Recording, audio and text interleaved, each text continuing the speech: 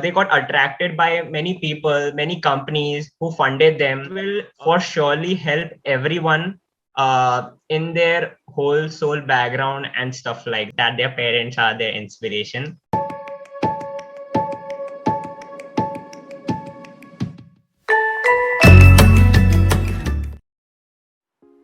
Hi everybody, welcome back to the channel. It's me, Hasini Lakshminarayanan here. If you're new to the channel, this is the first step where we interview children, where we aim to inspire and motivate children by interviewing young achievers. And if you don't know about me, just a small introduction. I'm Hasini Lakshminarayanan. I'm a 13-year-old studying at Chettinad Vidyashram, Chennai, Tamil Nadu, India. I am a public speaker, a talk show host, and also the founder of The First Step. I'm a TED speaker and I'm a freelance writer for the Hindu School edition. The First Step is in association with the CIT, Chennai Institute of Technologies, number 2 Engineering College in Chennai, Tamil Nadu, India. And now to welcome our guest for the day, we have Gavi Kothari, who is a 15-year-old young entrepreneur, also a tech enthusiast. He is a robot creator, also the head of technology in Global Uplift. He is the founder of Tech Health for All, which is an association which basically aims to help children, educate them, even if they don't have access to much education, which I personally find very, very inspiring. He does a great initiative.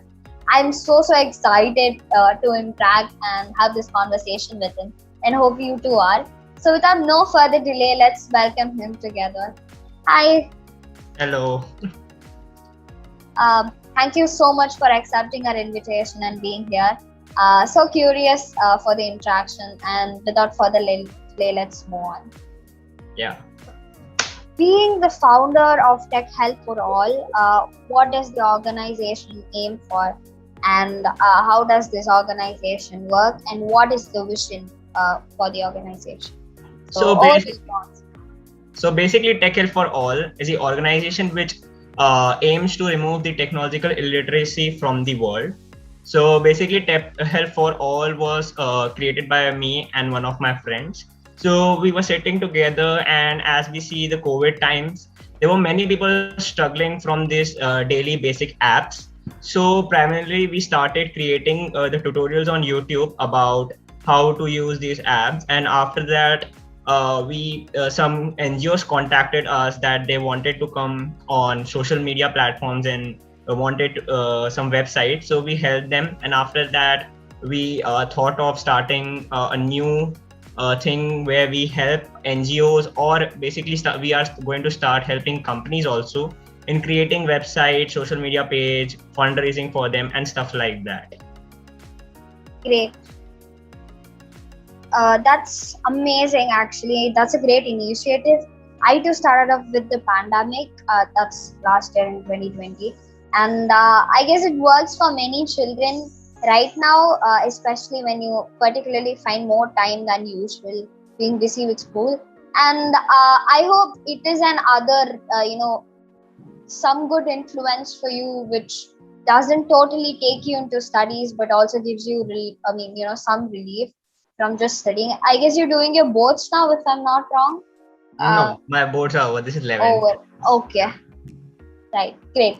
So another question which I wanted to ask is, what kind of benefits does NGOs get, being on social media, and what kind of, reach or role do you play for them? What kind of reach have they, got since the website was developed by, you and your association? Yeah. So basically, as we saw the COVID pandemic, everything came online from starting from studies to the business thing. Everybody was struggling. So the NGO part, what clicked on my mind was basically when I saw the students, poor students who are not that benefited, who have like technology, who can continue their studies. So there were no students like that whom we can teach. So I contacted NGOs and thought of them bringing them online So when they came online, they started. They got attracted by many people, many companies who funded them, and they also everybody could see their initiatives when they came on social media platform, because nowadays it is like widely acceptable by everyone. Right. Everybody goes through it and everybody sees through it, and when someone sees what the real work and NGO is doing, so they also thinks of contributing towards the NGO. True. I mean, of course, I agree with it. And mainly, right, one thing is, even for me, I hope you, I mean, of course, you as well, children like us, we were getting good education even before the pandemic. But after the pandemic, we too lag, I mean, if only 3/4 of the portion is taught by most of the schools right now due to the online classes, then just imagine about children who even lack education before the pandemic. I mean, it is very, very necessary for them as well. So again, appreciate you for doing such an initiative, and happy that NGOs is also willing to support children through this tough time. And I hope this also overcomes, and probably everybody could educate themselves, creating a better future. Apart from this, you're also the head of technology in Global Uplift. So, what role do you play as the head of technology, and what is this association about? So, Globe Uplift is a association where, when I was giving help to the NGO, so this organization came to me and they wanted to create some website and stuff like that. So basically, this organization conducts many workshops on Instagram and YouTube. So they wanted me to create them website and help them in technology, as I had a good background from this field, technology. So they gave me a position too in their field, so in their startup. So I'm helping them with their website, and there's something like video and many more stuff. Great, amazing. So, I mean, technology, being a tech enthusiast, and also yourself being an entrepreneur, how did your journey start? See, for me and for you as well, I guess pandemic was one turning point, and for many other children. But I want to hear it from you, and so does the people do. So tell us about your journey of becoming an entrepreneur, a teenpreneur, and a tech enthusiast. Yeah, so basically, tech enthusiast, I was from the beginning, and I was also creating robots from the beginning. But being this startup tech help for all, this just came in my mind after my boards got over and 11 started, and I saw this whole pandemic and stuff. So I wanted everybody to like help. That's why whatever I do is for free. So from then I started this organization. I started helping everyone. I started building this. I contacted many people. In the beginning of everything, when I started, it was like I did not get work. It was free. Still, I did not get any work till my first month. After that, when I got 2-3 NGOs, which were from my families. So then after that, when I contacted them, I helped them. I made some websites. I created social awareness about those NGOs. Then the other day, other NGOs, other companies started approaching to me that we also want to create this, that, and the stuff like this. Right, of course. Initially when you start, you won't get that spotlight directly. You'll have to work hard for it. So I guess we can learn from this, from your journey, and I hope you'll also agree with the same.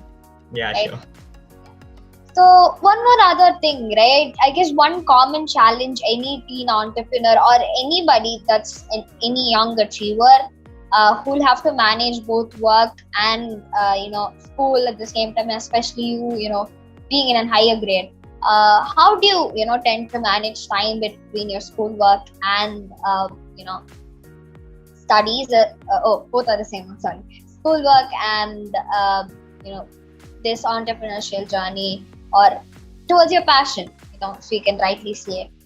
So yeah, how does it work with you? I tend to prioritize things, I lack a time management at times, which is one of the biggest challenges which I face. So how does it work with you? That would be my next question. Yeah. So when earlier I started, as I told that my 10th grade was over, everything was all done. 11th was started. So basically, when I started 11th, so first I started focusing on studies. After that, when I thought that I was like a bit far ahead from school, so I stopped everything and started this extracurricular activities. I gave my whole and soul time to the extracurricular activities, and now when my exams and everything has started, and I think there's a burden on me about these studies. So now I have like, as I have a team, so I have divided the work and I only look on Sundays. I have given like around 6 to 7 hours on only on Sundays to this work. So I look after the tech health for all, then the my robotics part and many more stuff only on Sundays. So rest of days I study. Yeah. I mean, that's good. Prioritizing again and scheduling stuff.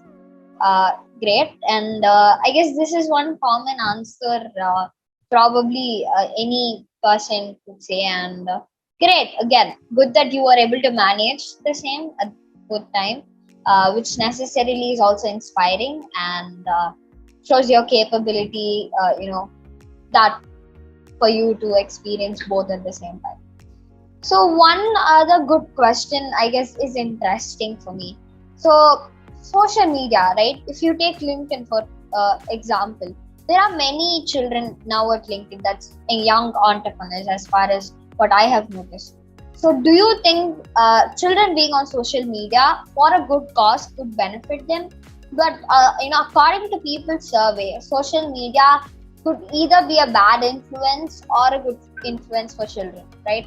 So, what is your say on this fact or thought, and how do you look in this particular topic? Yeah. So basically, till 10th grade, I was not on any social media platform. But when I came to 11th grade, this LinkedIn thing came from one or two of my friends. They were like, it's a good social media platform where you can learn a lot. There is everything is like there is studies, business, and everything. It's not like the other social media platforms. Because as I see that other social media platforms do not give that much that LinkedIn's give. Keeping aside LinkedIn and other social media platforms, all are different. So LinkedIn basically helped me a lot in starting this Tech Help for All. It gave me a lot of work. I connected with many people with different backgrounds and all helped me a lot. Some gave me work, some helped reposting my stuff, some helped me reaching right people, some helped me adding more, some helped me how should I build my profile, how should I get more connections. So I think that LinkedIn is a good thing that every teenager should come upon LinkedIn, because it will for surely help everyone in their whole soul background and stuff like that. True, definitely. I would also agree because before actually being on LinkedIn, I didn't have, let's just not talk about the reach right now, but the connections which I've got in LinkedIn. I mean, if you just see me, I guess it's been 8 months since I was on LinkedIn. I have about 2,800 plus followers and 500 plus connections. So, I mean, being on LinkedIn, I guess it's a great choice, and all teenagers, as you said, could try out LinkedIn because it's a great platform for you to know about people, interact with people, connect with the right people, know about them, the work they do, and you have a lot of opportunities to scope up with.